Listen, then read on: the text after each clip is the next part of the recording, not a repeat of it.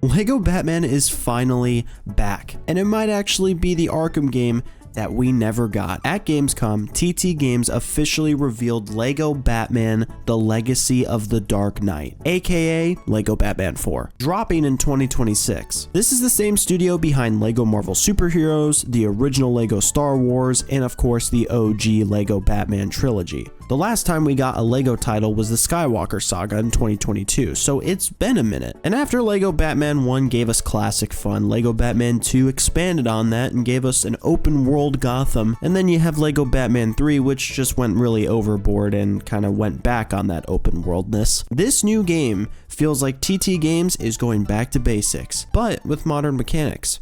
Hey, howdy, how's it going? My name is Bennjipie, and today I'm breaking down everything you need to know about Lego Batman 4, why fans are hyped, what's been confirmed, and why this could be the most exciting Lego game we have ever seen. There are a lot of reasons why people are hyped and excited for this new title coming early next year. I wanted to talk about it all with you today because you may not know all the details that have been shared around. A lot of people got to play some pieces of the game early at Gamescom, and a lot of creators got to share that online. There have been little things shared around on Twitter. There have been some interviews that talk about the game, and everything that has come out about the game has made Batman and Lego Batman fans very excited. I myself had a big smiling grin when I saw that this game got announced. I grew up playing the Lego Batman games, I played all the Arkham games, I've watched shows like Batman Brave and the Bold, seen all the movies, I've even delved into the comics a little bit. That is the typical Batman fan in my opinion. Someone that has enjoyed so much of the media throughout the years, and finally, there is a game that brings everything together, like a collage of anything, well, Batman. So like I said, the game was announced at Gamescom opening night live. It'll be coming out in 2026, it'll feature the beginning of Batman all the way till the end. Starting with him at the League of Assassins to begin his training, becoming Batman, turning into it somewhat, going out and eventually becoming Robert Pattinson's The Batman. Because we know that that is in the first few years of Batman's, life. And slowly he'll turn into the other versions of Batman as you progress through the game. It'll have an overarching story though. There will be a beginning and an end. There's going to be a limited selection of playable characters. They'll have in-depth mechanics compared to what we've gotten before in other Lego games, unique gadgets, and they'll all have their own outfits. It's not going to be like Lego Batman 3 where there's like 200 playable characters, not even including the DLC stuff they strapped on at the end. And instead of making all of the same character over and over and over, like just giving a character the ability to fly or a character can take out a gun, so far there'll only be Batman, of course, Jim Gordon, Catwoman, Dick Grayson's Robin, and he will eventually become Nightwing, two different characters, Batgirl, and I believe Talia al Ghul. They're not announcing every single character from what I could tell, but those are the ones that we know of.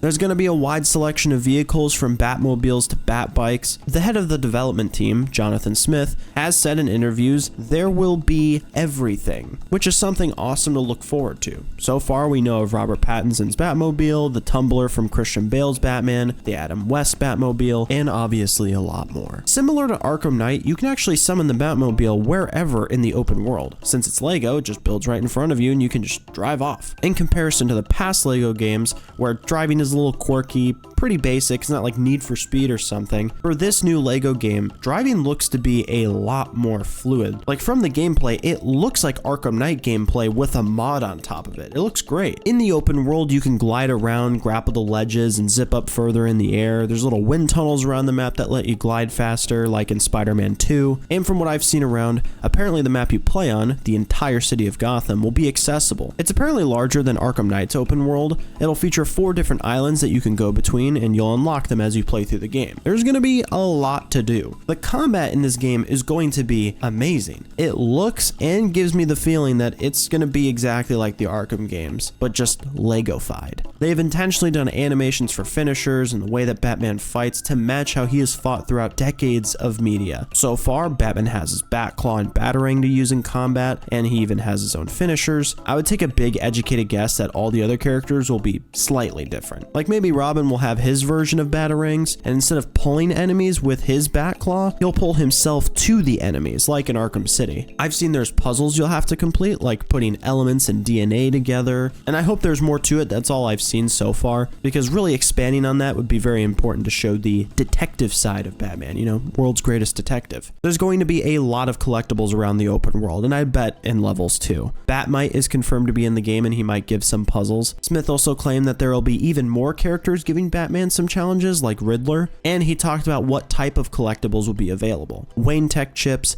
bat tokens, trophy pieces, skill bricks, and red bricks. Really looking forward to that last one. A lot of those collectibles help with the upgrades for Batman and his gadgets. It's pretty much all it is. I'm assuming we'll get the basic, you know, 2 times, 4 times, 6 times multiplier, so hoping for that with the red bricks, I don't know. But I think there is going to be a solid 2 weeks, maybe for me because I'm a loser, 1 week of grinding when this game launches. And man, I really hope this game doesn't get delayed. Something that is new to any LEGO game is a difficulty slider. We haven't seen this before. The easiest difficulty is named Classic. It has unlimited lives, fewer enemies, and advanced enemies just don't appear as much. The medium difficulty, Caped Crusader, will still have unlimited lives, but more enemies and advanced enemies will appear more frequently. Then there is the hardest difficulty, Dark Knight. You have limited lives. I think it's 3 from what I've seen. There'll be more enemies and advanced enemies. They'll appear more often. Limited lives definitely seems like a very interesting idea. That's pretty much just the hardcore of LEGO games, it seems like. And I hope that you can swap between the difficulties at will. Like you don't pick the hardest one and then you're just stuck with it. Because maybe I want to do baby mode. Maybe I don't want to deal with the hard stuff. Maybe I want all the big kids to go have fun with that. I would like it just to be optional. But that would definitely make LEGO games feel more like a challenge if they continue with this in the future. Smith talked about how the Batcave will be customizable, allowing you to unlock things for it the more you play. A bunch of villains were confirmed: Joker, Catwoman, the Penguin, and Bane. I've seen some sprays or like graffiti things online, I don't know for sure, and those were of Poison Ivy and Two-Face, and I don't think those are official yet. And there are little things in the trailer like detective mode and the explosive gel from the Arkham series. I guess it would work very similar to the Arkham games. I don't think they would change it that much. It's almost like if you make a really good game and don't live service the absolute shit out of it with a battle pass, daily logins, all the stuff that no one likes, it means people will be purely just excited for the game itself. Okay, enough shit talking. After hearing everything that is to come so far with the next LEGO Batman, some of you might still be wondering why people are so excited for this next installment. I pretty much just listed it all out. This game will reference so much of what fans of Batman know, and it'll feel like a reward for investing a lot of time into this character. Maybe you only watched Tim Burton's Batman, maybe you only played the Arkham games, maybe you only read the comics. You will feel included regardless of the media that you consume on the famous Bruce Wayne. There's always the chance that this game completely flops or it gets delayed month after month after month. But with there being a playable build of the game and even missions for certain YouTubers to record and upload freely, from what I could tell, I think I can place a few bets on this game doing well. Who knows? They might do DLC for all we know. Or one big free update out of nowhere like a couple months after the game launches. Some random ideas there, you know. But I hope that the game surpasses every and all expectations. Something else to add is I recently came across WB Games' website and I looked at their FAQ page for LEGO Batman, this next one. It's confirmed that there will be no online elements to this game. An internet connection is not required unless you're downloading the game digitally or you're updating it. It'll only be on next-gen consoles like Series X, PlayStation 5, the Switch 2, and of course, PC. Very specifically, Steam and the Epic Store. It's couch co-op only.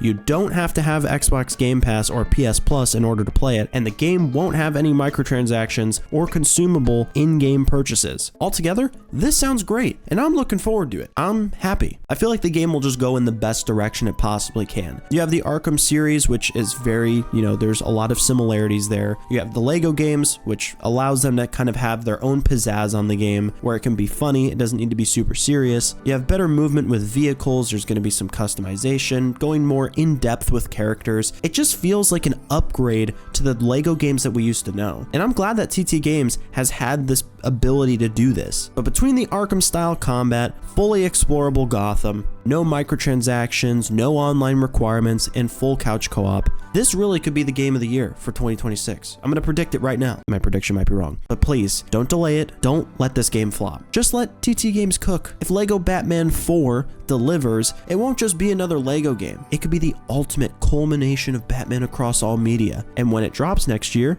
I'll be here to review it in full. So Make sure you subscribe so you don't miss it. And let me know what you think of this next Lego Batman game down in the comments. And besides that, eat water, drink food, stay safe. See ya.